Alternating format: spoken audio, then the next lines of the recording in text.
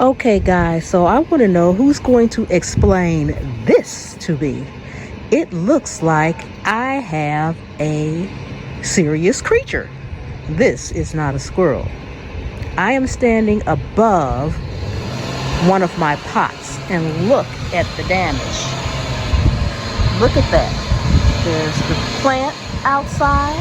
I have one of my wind chimes down and that big giant hole. We're getting ready to go down there and get closer to it so I can get it cleaned up.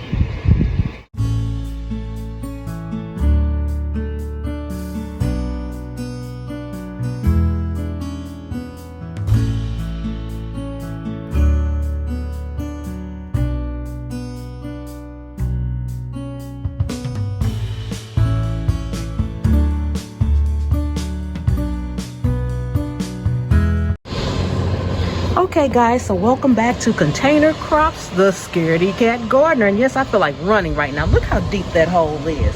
Tore up my roots. This was my stevia. I don't know if it can be saved now. I don't know what this was. There was nothing in this pot. I turned all my soil over. Look at that. Tore it up on the ground. That was my marker and my wind chime. How did they knock that down? How did that come down? I'm just in awe over this. And guess what, guys? It is the only pot in the entire garden that has been destroyed. Okay, so let me get this cleaned up.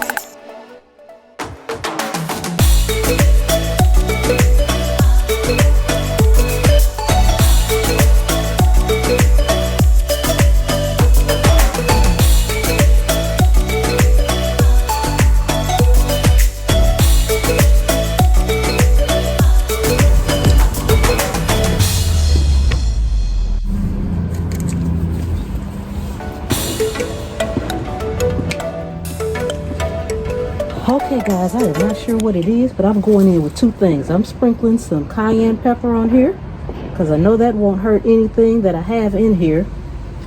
So I'm sprinkling that on top along the edges of my pot.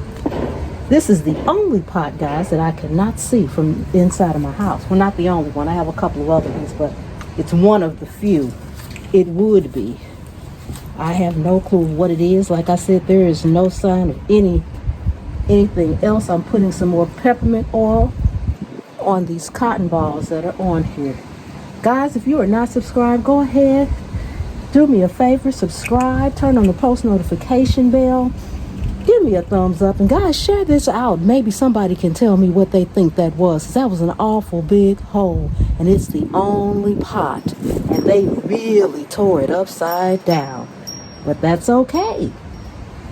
If my stevia does not come back to life and it does not make it, I'll redo. Because guess what? Anywhere you can sit a pot, you can grow a plant. And I'll see you on the trail.